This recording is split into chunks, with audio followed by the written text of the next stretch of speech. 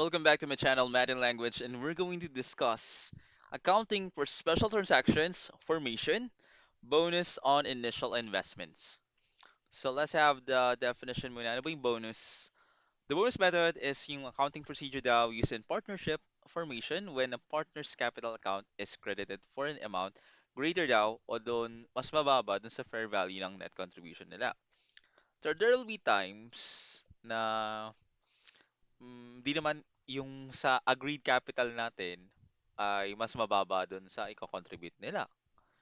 May pwede kasing industrial partner siya, 'di ba? Oh, ito lang yung i-contribute ko kasi ako naman ay isang industrial partner. So yung difference daw na yun ay tinatawag na bonus. Bonus. In-account yan for as deduction from the capital of the other partners. Siyempre, yung bonus na yan, kukunin mo yan sa other partners para mag-align yung capital balance natin with their agreed upon interest ratio. Crucially, the total capital of the partnership under this method remains equal to the total fair value of the assets contributed by the partners. So let's have a problem na lang. Problem 1, Rachel and Samuel agree to form a partnership.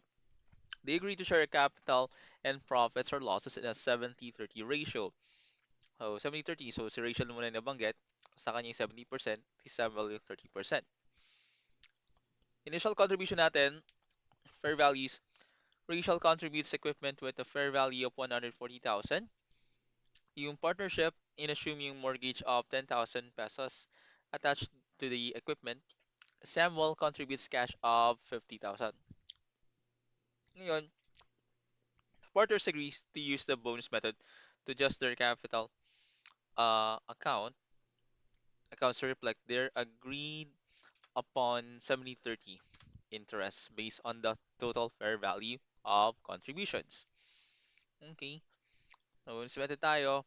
Ang hihanapin natin dito is determine the total net capital of the partnership. Sa B naman, calculate the required capital credit for Rachel and Samuel based on the agreed ratio. Calculate the amount of bonus and state which partner gives the bonus and which partner receives it. Determine the final capital balance. Yeah, okay. So, determine the total net capital of the partnership. Lagi mo, like, kailangan mo talaga mag-table dito. Mas madali. So, I'll just use red na lang. Okay. Asset na kinontribute ni Rachel, 140,000. Yun lang naman eh. Mhm. 140,000. Kay Samuel, huh. Wala dito kay Samuel. Kala, the partnership assumes a mortgage of 10,000 attached to the equipment. Okay, 10,000. So, may liability yung kay Rachel na i-assume ng partnership. Okay? Kay Samuel, nagbigay siya ng cash, 50,000. Ito yung asset niya. Okay? Uh, Yun lang. How are we going to do this? So, pag net contribution, asset minus liability, 130,000 to. 50,000, liability assume.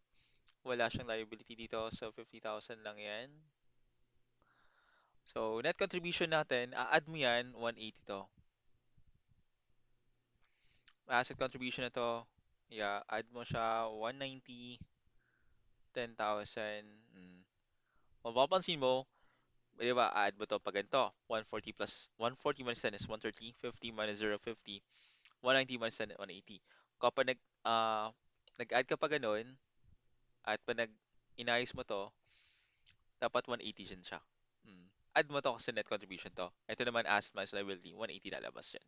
Okay? Dapat tutugmay sa 180 parehas. So, determine the total net capital of the partnership, 180 ang sagot natin. Okay? Ito po yung final answer natin, 180 sa letter A. Letter B, calculate the required capital credit for Rachel and Samuel based on the agreed ratio. So, sabi dito, kung yung 180,000 na yan, yun yung i-allocate natin sa 70-30 agreed ratio. Remember, ito yung kanina, 70%, 30% kay, 70% kay Rachel, 30% kay Samuel. Yung gagamitin mo yung 180 na yan, yung total net contribution, yan. Kunin mo yung 70% yan, 126. Kay Samuel naman, 54,000. Ayan, do the math. So, 180,000 times mo ng 0.7, 126,000, and 180,000 times 0.3, 54,000. Now we're going to calculate the amount of bonus and state which partner gives the bonus and which partner receives it. And we're going to determine the final capital balance of Rachel and Samuel. Calculate the amount. Yung actual net contribution, saan mo kukunin to? Ito yung mismo nandito, di ba? Actual net contribution. Ito, 130,000, 50,000, 180,000. Okay. 130, 50,000 to, at pag inad mo yan, 180,000 yan. Yung required capital mo naman, ito yun, no? 126.54. Ito yung kailangan nilang capital. Dapat wala, tinype ko na lang, no? Hmm. Type ko na lang. Okay, this one is 126,000. Ito naman ay 54,000. Pag inad mo yan, mapapansin mo, ito ay 180 pa rin. 'Di ba? Hmm. Dapat mag-zero to. Ayan. Hindi ko na lalagyan. Yung difference nila, ito ay 4,000 at ito ay negative 4,000. Hmm. 'Di ba? Mapapansin mo, yung required capital ng kay Rachel ay 126 lang. Kasi yung kinontribute niya ay 130. So, meron siyang excess na 4,000. Kay Samuel, may kulang siya na 4,000. So, deficit siya. So, ito yung excess. Ito yung tinatawag na excess. Okay, itatype ko na lang po. Excess. At ito yung deficit. Mhm. Kasi ang kailangan ni Samuel, 4,000 kaso kinontribute niya lang ay 50,000. May bonus amount na 4,000. So, sino makakakuha ng bonus? Kung sino yung may deficit. So, Samuel receives the bonus. Ayan yan. Siya makakakuha ng bonus because his required capital is higher than his contribution. Kaya nga, ito yung required capital niya. Kailangan niya magkaroon ng capital of 54,000. Kaso, ang kinontribute niya lang ay 50,000. So, deficit siya. Yung giver, bonus from Rachel, gives the bonus. So, si Rachel, yung nagbigay ng bonus. Kasi, yung required capital niya ay mas mababa sa actual net contribution. Mm. Yeah, ganun. Binonus na lang kasi hindi na siya mag-a-adjust pa. Okay? Problem number two. So, paano pag tatlong tao? Liam, Mia, and Noah are forming a new partnership. They agree to share capital and profits or losses in a 4-3-3 ratio. So, pag, if you remember my first video, yung previous video, paano mo malaman kung ilang percent yan? Add mo yan. 4 plus 3 is equal to 10 yan, di ba? Ngayon, yung una, 4 over 10, 3 over 10, and another 3 over 10. So, 4 over 10 is 40%. 3 over 10 is 30%, and another 30%. So, dun po nakuha yung 40, 30, 30. So, ito uh, yung given na. Mm. Si Liam, nagbigay siya ng cash na, yeah, 70,000 or face value. Kay Mia naman, yung equipment, 150,000 yung fair value niyan. Noah, nagbigay ng lupa na nakakalaga ng 90,000. Notes and contributions. Una daw, the 30,000 note payable related to Mia's equipment will be assumed by the partnership. Mhm. Iising ko lang muna to. Yan. Ito daw yon. Okay. Will assume by the partnership. Yan. Teka lang. Isin lang po natin. Okay, so the partners agree to use the bonus method to adjust their capital accounts to reflect their agreed upon 433 interest base on the total variable value of contributions. Ito yung mga notes. Mm, yung 30,000 na payable raw will be assumed by the partnership. So kanina ba tong note payable na to? Kay Mia's equipment. Okay.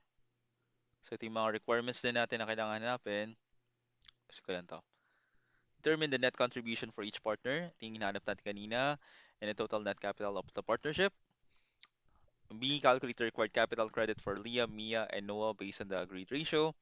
Ang C naman, calculate the total amount of bonus and state which partner gives the bonus at which partner receive it. Kung sino yung makaka-receive at kung sino yung makakatanggap. Tandaan nyo, kung sino yung nagbibigay ng bonus, sila yung may excess. Sila yung may excess. Give the bonus, sila yung may excess. Sino yung nag-receive, sila yung may deficit. Mhm. Okay? Yung may kulang. Now, determine the final capital balances of for all the three partners. Okay. So, ito na yung pinakasagot niya. Determine the net contribution for each partner. Saan po nanggaling yung 70,000? Ayan. 70,150.90. Ito yun, oh. 70,150.90. Inad ko po, 310 yan. Yun, saan nanggaling 30,000? Nakalagay dito sa notes, the 30,000 note payable related to Mia's equipment will be assumed by the partnership. So, equipment na yan, may kasamang note payable. Notes payable, yan. 150.30. Asset minus liability. And remember, basic accounting. Yan. Ito yung net contribution. O yung mismong neto na. Net asset. 70,000 minus 0, 70,000. 150 minus 30, 120. 90 minus 0, 90. 310 minus 30, 280. Okay? Now, we're going to calculate the required capital credit for Liam, me, and Noah based on the agreed ratio. So, remember nyo to, ito yung net contribution natin. Huwag nyo na isama yung, ayan, okay na, tama, kailangan pala natin yung total, malaman. Yung 280 ay yung total capital na allocated according to the 40-30 ratio.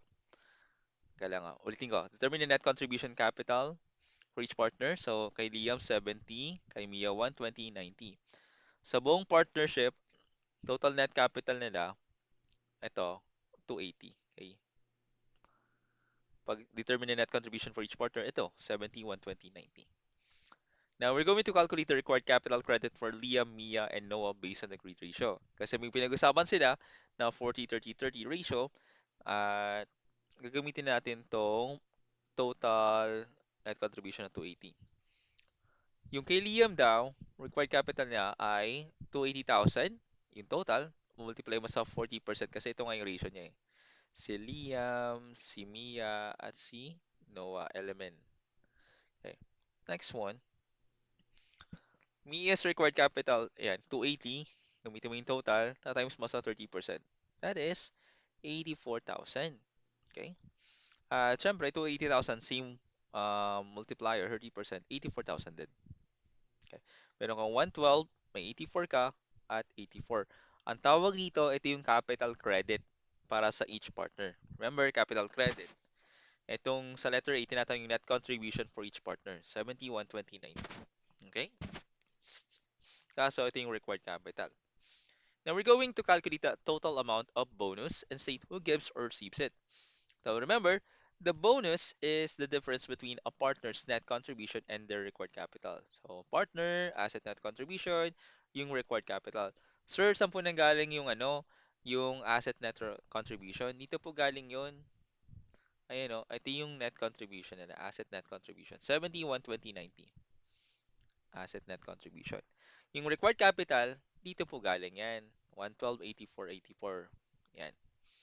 Ngayon, ipag-minus mo, minus mo lang yan, ito yung difference. Papansin mo, yung asset net hmm, yung asset net contribution niya 70,000 lang. Kaso ang required capital niya is 112.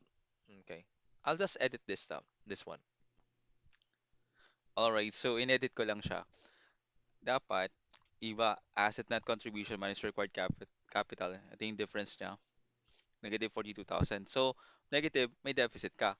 Ang tandaan nyo, kung sino yung may deficit, siya yung makaka-receive ng bonus. Kay Mia naman, yung asset net contribution niya, 150,000. Ang kaso, ang required capital niya lang ay 84,000. So, may difference siya ng 36,000. Ang 36,000. Okay, sorry for the confusion. Inedit ko lang to. So, ito na yung talagang final edit. So, again, 70,000 minus mo ng 112,000, negative 42,000 yan. Ngayon, dahil negative, may deficit ka. Makaka-receive ka ng bonus. Kay Mia naman, 120,000 yung asset net contribution. 120 pala. Kanina kasi 150 to. So, 120,000 minus 84,000, that is 36,000. Meron kang excess. So, pag may excess ka, ikaw yung magbibigay ng bonus. Kay Noah naman, ito, 90,000. minus mo ng 84,000 na required capital, may difference kang 6,000, meron kang excess din. So, magbibigay ka rin ng bonus. Yan. So, that's all. So, Liam, siya yung makaka-receive ng bonus. Ang pinaka-total bonus natin ay 42K. Okay? So, review lang tayo. Dito na lang kayo sa tatluhan. May bibigyan na problem. Tatlong, ayan, pwedeng dalawa, tatlong tao yan, or more than three. Magko-form silang partnership. Bibigay yung ratio. So, pag nakagantong format, i-add mo yan. At di-divide mo isa-isa dun sa total. So, 4 over 10, 3 over 10, 3 over 10. At that is decimal. Kunin mo yung decimal or percentage. So, 40% yan. 40%, 30%, 30%. Ito yung given, di ba? Fair value nila. Mm. May notes on contribution pa. Yung 30,000 daw na note payable, siyempre, ibabawas mo siya. Okay? Ngayon, pag nabawas mo na siya, ito na yung net contribution. Dapat yung malinis na. 71, 20, 90. Pag tinatanong, determine the net contribution for each partner, isa-isayin mo. Kay Liam, 70,000. Kay Mia, 120,000. Kay Noah, 90,000. Yung total net capital of the partnership, yung pinaka-total niya mismo, which is the 280K. Ngayon, if we're going to calculate the required capital, kunin mo yung total, tapos ano mo siya, prorata dun sa ratio natin. So, 40%, yan. Kuha mo na, di ba? Next. Pag nakuha mo na yan, calculate the total amount of bonus and state who gives or receives it. Copyin mo itong net contribution mo, lagay mo dito, at yung required capital, itong tatlo, lagay mo dyan. Pag minusin mo, 70 minus 112. Yan. Pag negative ang lumabas dito, pag mas mataas ang required capital, always remember, kapag mas mataas ang required capital dun sa asset net contribution, deficit ka. At kapag deficit ka, makaka-receive ka ng bonus. Okay? Ito. At kung required capital mo ay mas mababa dun sa asset net contribution mo, then meron kang excess. At kung sino yung may excess, siya yung magbibigay ng bonus. At yun lang. So total bonus mo 42K. Dapat mag-zero yan. Hmm. And that's the end of the lesson on sa partnership formation, bonus on initial investment. So ito na yung last lesson ko for partnership formation. Okay? Ang next lesson ko will be partnership operation. Yung may mga tubo na, paano hatian ng tubo, paano paglugi, paano yun? O paano pag yung isang partner na may salary din. Alamin natin yan. Okay. If you have questions or need of clarifications naman, please comment down. And again, this is James, your math and language instructor. I'll see you again on another math and language video. Bye. Please like and subscribe. Thank you.